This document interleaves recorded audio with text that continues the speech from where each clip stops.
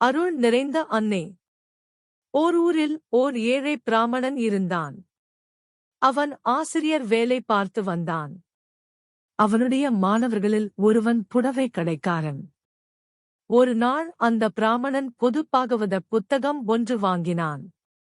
அதன் அட்டைக்கு துணியுரை ஒன்று தைத்து போட்டால் அது நெடுநாட்கள் கெடாமல் இருக்குமே என்று எண்ணினான்.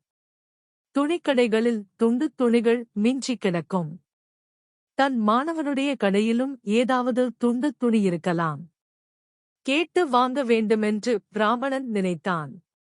அப்பொழுதே கடைக்குச் சென்று தன் மாணவனிடம், தம்பி, பாகவத புத்தகத்துக்கு உரை போட ஒரு துண்டு துணி வேண்டும். விழுந்திருந்தால் ஒன்று கொடுக்கிறாயா என்று கேட்டான். துணிக்கடைக்காரன் பெருங்கஞ்சன். அந்த துண்டு துணி கூட தன் ஆசிரியனுக்கு விலையில்லாமல் கொடுக்க அவன் விரும்பவில்லை. ஐயா, உங்களுக்கு இல்லை என்று சொல்ல எனக்கு மிகவும் வருத்தமாயிருக்கிறது. சற்று முன்னால் வந்திருக்கக் கூடாதா? துண்டு துணிகளையெல்லாம் சற்று முன்தான் ஒருவன் வந்து விலைக்கு வாங்கிக் கொண்டு போகிறான். இப்போது என் கையில் ஒன்றும் இல்லை. அடுத்தாற்போல் துண்டு விழும்போது நான் உங்களுக்கு அதைத் தந்து விடுகிறேன். நீங்கள் கூட தயவு செய்து எனக்கு அடிக்கடி நினைவுபடுத்துங்கள் என்று திறமையாக பதில் சொல்லி அனுப்பினான். பிராமணன் ஏமாற்றத்தோடு வீடு திரும்பினான். துணிக்கடைக்காரனுடைய மனைவி இதை கவனித்துக் கொண்டிருந்தாள். உடனே ஒரு வேலைக்காரனை அழைத்து அந்த பிராமணனை வீட்டுக்குப் பின் பக்கமாக கூட்டி வரும்படி சொல்லி அனுப்பினாள். பிராமணனை அந்த வேலைக்காரன் வேகமாகச் சென்று வழியில் பார்த்து உடனே வீட்டுக்கு பின்பக்கமாக கூட்டிக் கொண்டு வந்து சேர்ந்தான். பிராமணனை அந்த பெண் வீட்டுக்குள் அழைத்துச் சென்றாள். ஐயா, என் கணவரிடம் தாங்கள் என்ன கேட்டீர்கள் என்று அந்த பெண் கேட்டாள். பிராமணன் நடந்ததைக் கூறினான். ஐயா, வருத்தப்படாதீர்கள். அமைதியாகத் தங்கள் வீட்டுக்குச் செல்லுங்கள். நாளை காலையில் உங்கள் வீட்டுக்கு நான் துணியனுப்பி வைக்கிறேன் என்றாள். பிராமணன் மனநிறைவோடு வீடு திரும்பினான். பொழுது சாய்ந்தது. வாணிபம் முடிந்து கடையை பூட்டிக் கொண்டு வீட்டுக்குள் நுழைந்தான் துணிக்கடைக்காரன். கடை மூடிவிட்டீர்களா என்று அவன் உள்ளே நுழைந்தவுடனேயே கேட்டாள் மனைவி. ஆமாம், மூடிவிட்டேன்.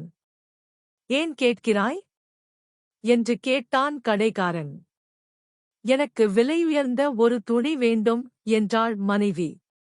உனக்கில்லாமலா? காலையில் எடுத்துத் தருகிறேன் என்றான் கடைக்காரன். எனக்கு இப்பொழுதே வேண்டும் என்றாள் அவள் உறுதியுடன். என்ன அவசரம் வந்துவிட்டது? நாளை காலையில் கடை திறந்ததும் எடுத்துத் தருகிறேனே என்றான் கடைக்காரன். தர விரும்பினால் இப்பொழுதே தாருங்கள்.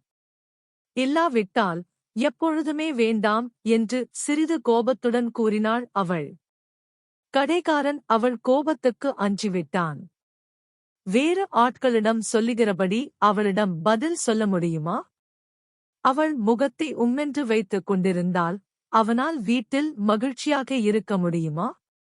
ஆகவே அப்பொழுது மிகவும் களைப்பாக இருந்துங்கூட வயிற்றுப் பசிக்கு உணவொண்ணாமலே உடனே கடைக்குப் போய் மிகவும் சிறந்த ஒரு துணியை எடுத்து வந்தான். மனைவியிடம் கொடுத்து அவள் விருப்பத்தை நிறைவேற்றினான். அந்தப் பெண் மறுநாள் காலையில் பிராமண ஆசிரியனுக்கு ஒரு வேலைக்காரனிடம் அந்த துணியை கொடுத்தனுப்பினாள்.